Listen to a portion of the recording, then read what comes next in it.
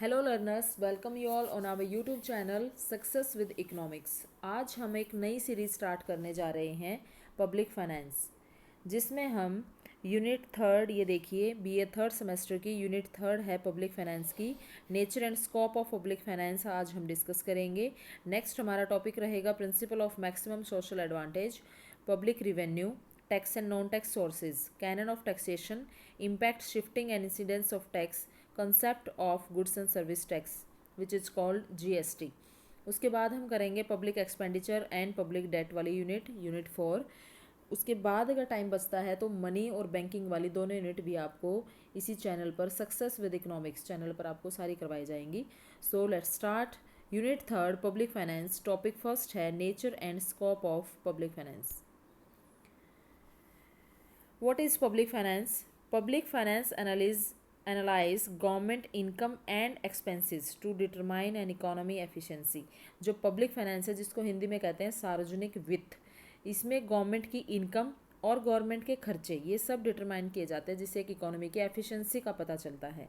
जैसे गवर्नमेंट है, इनकम का सोर्स गवर्नमेंट का क्या होगा, या तो टैक्सेस या फिर बोरोइंग्स। गवर्नमेंट ने इन चीज़ों से इनकम कमाई और उसके बाद इसको स्पेंड कर दिया, खर्च कर दिया। किस किस पर एक्सपेंडिचर किया? Education, defence, health care.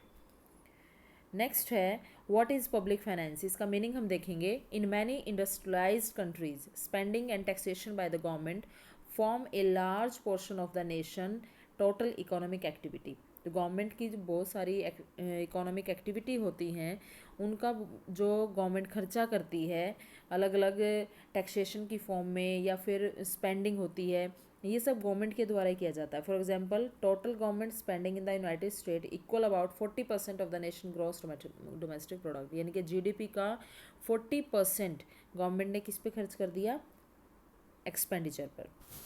Total government spending में आ गया यूनाइटेड स्टेट का, जो कि टैक्सेशन से कमाई करके गवर्नमेंट आगे खर्च कर देती है। अभी हमने एग्जाम्पल के थ्रू इसको देखा था, और ज़्यादा क्लियर हो जाएगा। एडम स्मिथ ने डेफिनेशन दी है, public finance is an investigation into the nature and principle of the state revenue and expenditure. Government, state मतलब गवर्नमेंट की रिवेन्यू और एक्सपेंडिचर, इन दोनों चीज़ों को की एक इन्वेस्टिगेशन, एक तरह से जांच पड़ताल ही सार्वजनिक वित्त है। प्रोफेसर डाल्टन ने भी इसी की बहुत ही बढ़िया डेफिनेशन दी है। Public finance is concerned with income and expenditure of public authorities and with the mutual adjustment of one another। एक दूसरे के साथ एडजस्टमेंट को दिखाना इनकम और एक्सपेंडिचर की, गवर्नमेंट ने कितना कमाया, कितने रेवेन्यू की और किस तरीके से उसको एक्सपेंडिचर किया, मीन्स खर्च किया। इसका मतलब हम आपको हिंदी में भी बता देते हैं कि सार्वजनिक वित्त का अर्थ समझने से पहले हमें थोड़ा सा पब्लिक और फाइनेंस, इन दोनों वर्ड को समझना बहुत ज़रूरी है। मतलब लोगों का समूह। पब्लिक मीन्स एक सामूहिक धारणा को बताता है। अगर हम इसको ब्रॉड मीनिंग में देखें तो एक समुदाय के लोगों की ओर है। फाइनेंस का मतलब है धन का स्रोत, यानी कि किसी भी विशेष क्षेत्र या देश में सिक्के या नोट। तो पब्लिक शब्द संकुचित दृष्टि से यूज़ किया जाता है एक सार्वजनिक वित्त में, पब्लिक फाइनेंस में। और जो फाइनेंस वर्ड है ये बहुत ही ब्रॉड एक कंसेप्ट माना जाता है। तो अलग अलग, जैसे डाल्टन ने, अभी मैंने आपको बताया कि पब्लिक फाइनेंस क्या है, is the subject which is concern with the income and expenditure of public authorities and with the mutual adjustment of one another. सार्वजनिक वित्त एक ऐसा विषय है जो सार्वजनिक अधिकारियों के आपसी सहयोग से किए गए आय और व्यय का अध्ययन करता है।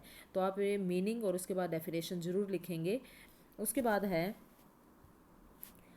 Scope of public finance. Public revenue, first है public revenue, public expenditure, public debt, financial administration, physical policy. इनको मैं आपको हिंदी में भी बता देती हूँ। पहले से हिंदी में बताने से पहले आप इसका एक बार स्ट्रक्चर देखिए। Structure of public finance at a glance, most important. अगर आप ऐसे फ्लो चार्ट में पेपर में बना के आएंगे तो आपको बहुत ज़्यादा मार्क्स मिलेंगे। ऐसे तो देखिए, पब्लिक एक्सपेंडिचर, पब्लिक एक्सपेंडिचर कहाँ कहाँ पर, किस तरीके से गवर्नमेंट एक्सपेंडिचर करती है?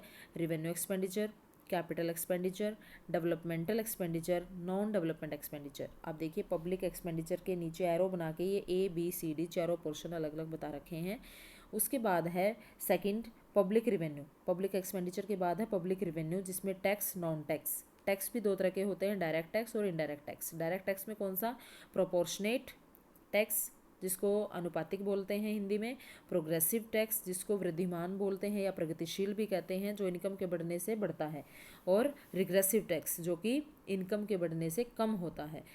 अगर इनको आपको डिटेल में देखना है तो अलग से हम इसका टैक्स वाला जब टॉपिक करेंगे तो उसमें बिल्कुल क्लियर आपको बताया जाएगा विद डायग्राम कि कौन से टैक्स प्रोपोर्शनेट होते हैं, कैसे प्रोग्रेसिव होते हैं, कैसे रिग्रेसिव होते हैं।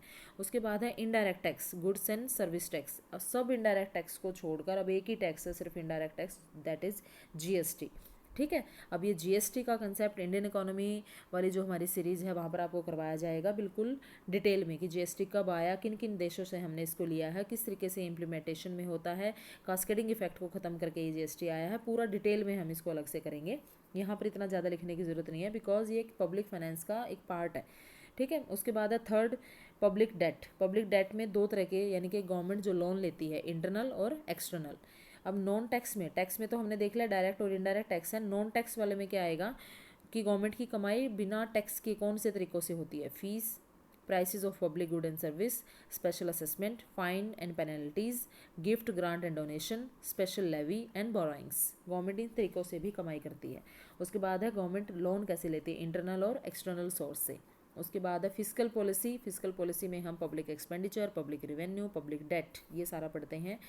लास्ट है इसके स्कोप में फाइनेंशियल एडमिनिस्ट्रेशन, जिसमें revenue, expenditure and debt policy for overall growth, कि किस तरीके से गवर्नमेंट की कमाई, फिर उसको एक्सपेंडिचर, और अगर एक्सपेंडिचर रेवेन्यू से ज़्यादा हो जाए तो कैसे डेट लेकर, यानी कि ऋण लेकर इसको किस तरीके से मैनेज किया जाता है फॉर ओवरऑल ग्रोथ। ये सारा का सारा हम इसमें पढ़ते हैं। ये सारा स्कोप है पब्लिक फाइनेंस का, जिसको बहुत ही अच्छे तरीके से फ्लो चार्ट के थ्रू बता रखा है। ये जो मैंने बोला है आप इन पॉइंट्स के आगे लिख भी सकते हैं, इनको अच्छे से एक्सप्लेन कर सकते हैं। ओके, उसके बाद है ये देखिए, इनको और भी ज़्यादा अगर आपको बिल्कुल पेपर के पॉइंट ऑफ व्यू से ये देखना है, पब्लिक रेवेन्यू, इसको हिंदी में पॉइंट्स को क्लियर कर रखा है कि जो सार्वजनिक राजस्व का संबंध है, पब्लिक रेवेन्यू को हिंदी में कहते हैं सार्वजनिक राजस्व, इनका संबंध है टैक्स से, टैक्स की जितनी भी प्रिंसिपल हैं या जो भी प्रॉब्लम है इनसे, कि किस तरीके से धन को इकट्ठा किया जाता है, उसके बाद अलग अलग तरीके से उसको खर्च किया जाता है। ये सब प्रभाव की समस्या की टैक्सेशन और करों का जो प्रभाव है, ये सब हम किस में पढ़ते हैं, पब्लिक रेवेन्यू में। उसके बाद पब्लिक एक्सपेंडिचर, कि गवर्नमेंट की एक्सपेंडिचर से रिलेटेड है ये, और इसमें क्या होता है, मूलभूत सिद्धांतों का अध्ययन किया जाता है जिसके थ्रू आदर्शात्मक प्रवृत्तियाँ, उनसे उत्पन्न होने वाले कारण, उन नीतियाँ, इन सबको हम क्या करते हैं ध्यान में रखते हुए इसको पढ़ते हैं पब्लिक एक्सपेंडिचर को। उसके बाद पब्लिक डेट, की सरकार किस तरीके से लोन लेती है, एक्सटर्नल सोर्स से, इंटरनल सोर्स से, अभी मैंने आपको बताया था। फाइनेंशियल जो एडमिनिस्ट्रेशन है उसमें बजट में कि बजट बनाया जाता है, गवर्नमेंट पिछले साल जो बजट था उसमें किस तरीके से गवर्नमेंट ने क्या अचीवमेंट की, और नेक्स्ट ईयर जो कमी रह गई हम उनको अगले बजट में क्या करते हैं, वित्तीय प्रशासन से जुड़ा होने के कारण कैसे इसको लागू किया जाए, ये सब कैसे बजट के आंकड़े हैं कि कहाँ पर कितना खर्च करना है, ये सब सारे डाटा जो है इकट्ठे किया जाना, फिर पूरा एक बजट तैयार करने की प्रक्रिया, बजट को प्रस्तुत करना, पास करना, लागू करना, ये सब सारी चीज़ें शामिल होती हैं फाइनेंशियल एडमिनिस्ट्रेशन में। उसके बाद है इम्पोर्टेंस ऑफ पब्लिक फाइनेंस, कि क्या इम्पोर्टेंस है जो हमने ये पब्लिक फाइनेंस पढ़ रहे हैं हम, या जितना भी हमने पढ़ा है सार्वजनिक वित्त, क्या यूज़ है सार्वजनिक वित्त का, पब्लिक फाइनेंस का, जिसमें हम देखेंगे स्टेडी स्टेट इकोनॉमिक ग्रोथ। पहला पॉइंट है कि एक हमारी जो इकोनॉमिक ग्रोथ है वो एक कॉन्टीन्यूसली एक ही रेट से बढ़ती रहे, अच्छे से बढ़ती रहे, प्राइस स्टेबिलिटी, ज़्यादा से ज़्यादा इन्फ्लेशन ना आए इकोनॉमी में, इकोनॉमिक स्टेबिलिटी, आर्थिक जो स्थिरता है वो बनी रहे, ताकि जो फॉरेनर हैं या फिर एफडीआई है वो ज़्यादा से ज़्यादा प्रमोट हो, ज़्यादा से ज़्यादा इनकरेज हो हमारी कंट्री में।